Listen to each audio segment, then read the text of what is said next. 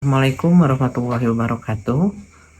Hari ini Ibu akan menjelaskan tentang materi interaksi sosial. Interaksi sosial adalah materi yang paling sering kita temui di mana-mana. Karena sebagai makhluk sosial kita tidak akan lepas dari interaksi. Interaksi antara individu dengan individu, individu dengan kelompok, kelompok dengan kelompok. Setiap hari manusia itu tidak akan pernah lepas dan saling berinteraksi. Misalnya kita belanja ke pasar, kita ke rumah sakit, itu tidak pernah lepas dari interaksi. Jadi apa sih yang dimaksud dengan interaksi itu? Interaksi adalah hubungan sosial yang dinamis, menyangkut hubungan antara individu dengan individu, individu dengan kelompok, kelompok dengan kelompok. Tadi sudah Ibu katakan, contohnya adalah orang yang saling menegur. Apa saja faktor-faktor yang ada dalam berinteraksi? Yang pertama adalah jenis kelamin, kemudian usia, ras, penampilan, dan ucapan.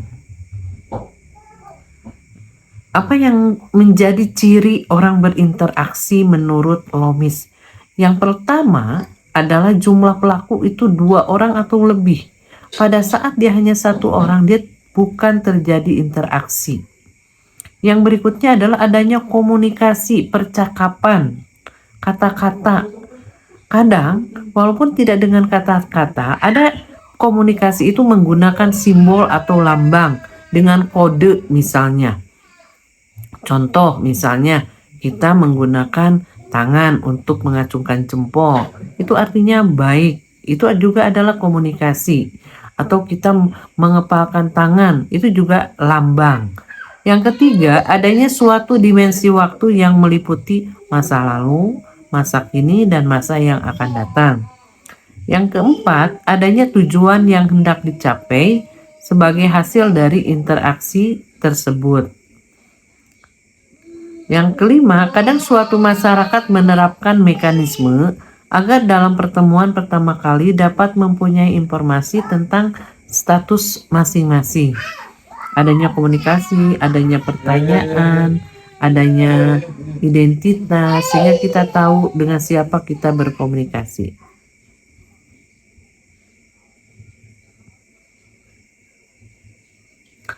Nah, faktor-faktor apa saja yang berpengaruh dalam berinteraksi sosial?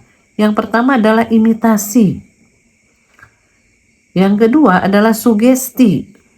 Yang ketiga adalah identifikasi. Yang keempat adalah simpati.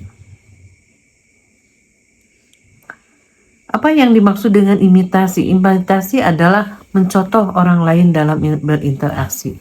Manusia tidak pernah lepas ingin mencontoh orang-orang yang dikaguminya. Itulah yang dinamakan dengan imitasi. Yang kedua adalah sugesti. Jika seseorang memberikan pandangan pada orang lain, misalnya memberikan sugesti bahwa kita akan berobat itu, kita akan menerapkan bagaimana seorang dokter bisa mengobati orang sakit misalnya. Itu sugesti kita bahwa kita akan syariat akan sembuh dengan dokter itu. Yang ketiga adalah identifikasi. Keinginan dari seseorang untuk menjadi sama dengan pihak lain. Ini juga sama. Kita ingin selalu mencontoh orang yang kita kagumi. Yang keempat adalah simpati. Proses di mana seseorang merasa tertarik dengan pihak lain, di mana perasaan memegang peranan penting dalam proses interaksi. Nah, cara terjadinya interaksi sosial yang pertama adanya kontak sosial. Yang kedua adanya komunikasi. Apa itu kontak sosial? Kontak sosial bisa berupa kontak fisik, misalnya berjabat tangan. Kontak non fisik misalnya bertelepon. Jadi ada yang langsung, ada yang tidak langsung. Nah, yang berikutnya adalah komunikasi. Inilah faktor yang paling penting dalam berinteraksi. Yang pertama misalnya adanya dengan verbal atau dengan ucapan atau komunikasi non verbal. Yang berikutnya adalah bisa dengan menggunakan bahasa tubuh. Nah, ini juga komunikasi bahasa tubuh juga. Kita mengacungkan jempol seperti saya tadi katakan, telunjuk, mencibirkan mencibirkan bibir ya. Nah, itu juga adalah bahasa tubuh nonverbal untuk berkomunikasi.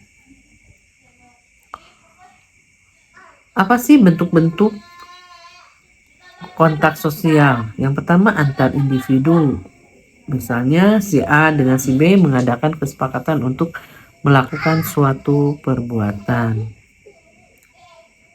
Yang berikutnya individu dengan kelompok. Misalnya seseorang yang berusaha menyesuaikan diri dengan norma yang berlaku dalam masyarakat. Yang ketiga adalah kelompok dengan kelompok, misalnya antara sekolah A dengan sekolah B. Nah, kontak sosial dapat bersifat primer, dapat juga bersifat sekunder.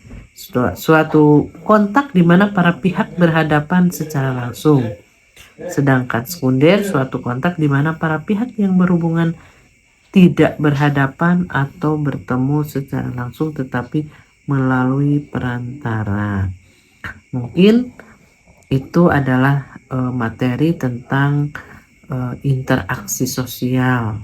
Ini materi yang memang paling sering masyarakat lakukan dalam kehidupan sehari-hari. Terima kasih untuk materi ini. Assalamualaikum warahmatullahi wabarakatuh.